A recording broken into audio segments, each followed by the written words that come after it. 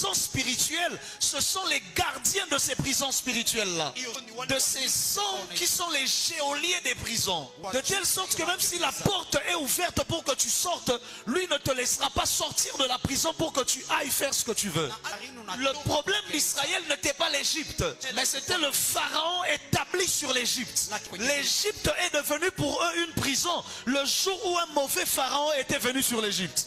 Normalement, l'Égypte était pour eux un pays de la bénédiction. Normalement, l'Égypte était pour eux un pays de la visitation. Rappelez-vous, quand ils sont allés en Égypte, c'est parce qu'il y avait la famine chez eux. À l'époque de Joseph, ils sont montés en Égypte parce qu'ils fouillaient la famine. Et ils ont vécu en Égypte comme des princes. Ils ont vécu en Égypte avec les honneurs. Jusqu'à ce que Joseph meure, des générations meurent. Et que la Bible dise, il vint sur l'Égypte un pharaon qui ne connaissait pas Joseph. C'est le jour où ce qui était pour eux un abri est devenu une prison. Ça veut dire quelque chose peut être pour toi un lieu de bénédiction et se transformer en lieu de malédiction simplement à cause du pharaon qui est établi dessus. Un lieu peut être pour toi un lieu de visitation, mais devenir un lieu de malheur simplement à cause du pharaon qu'on a établi au-dessus de ce lieu-là.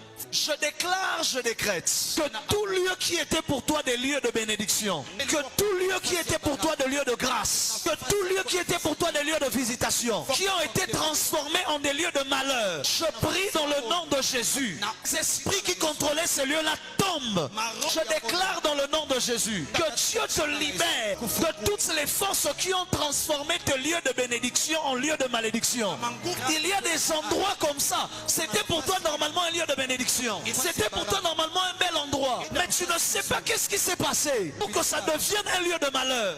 Quand tu es entré dans ton mariage était une bénédiction. Mais à un moment, ça a été transformé en lieu de malheur. Tu te demandes, Seigneur, qu'est-ce qui s'est passé? Il y a eu changement de pharaon.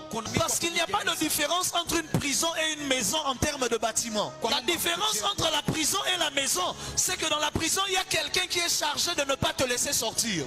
La seule différence, c'est que dans la prison, il y a quelqu'un. Son travail, c'est de ne pas te laisser partir. Alors que il y a des chambres comme partout. Mais là-bas, on appelle ça des cellules. Mais la différence entre la prison et la maison, ce n'est pas le bâtiment.